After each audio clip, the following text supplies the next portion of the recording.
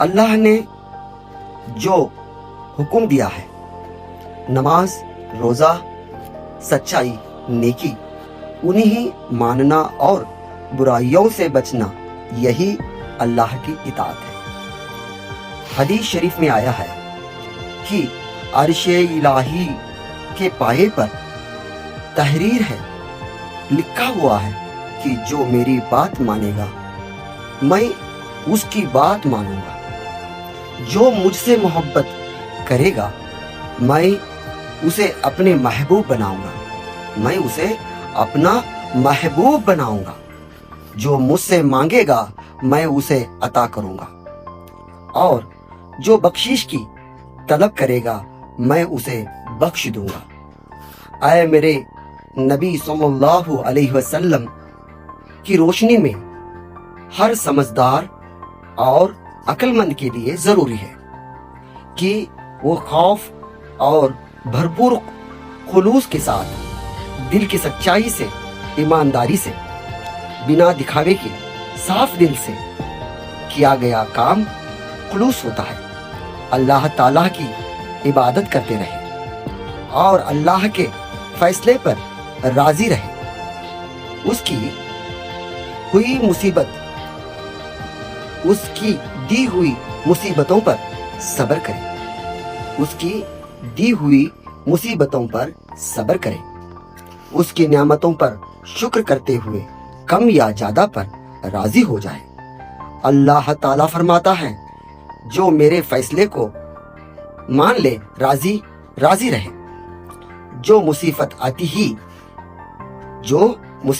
आती ही घबरा जाते हैं और सब्र नहीं करते और नेमतों का शुक्र नहीं अदा करता और कम या ज्यादा पर खुश नहीं रहता, ओ मेरे सिवा कोई और रब तलाश कर ले। अगर मुझे नहीं मानता तो किसी और को अपना रब मान ले। रब ने फरमाया, जो मुझसे राजी नहीं मैं उससे राजी नहीं, जो मुझसे राजी है मैं उससे राजी रहूंगा। अल्लाह की इबादत या मखलूक की इबादत। एक शख्स ने नमाज शुरू की, नाजरीन, एक शख्स ने नमाज शुरू की जो अल्लाह का आशिक था। जब सूरह फातिहा से इय्याका नअबुदु पढ़ा तो उसके दिल में ख्याल आया कि मैं सच्चे दिल से अल्लाह की इबादत कर रहा हूँ। गैब से आवाज आई, तूने झूठ बोला है, तू तो मखलूक की इबादत करता है। तब उसने मखलूक से नाता छोड़ दिया।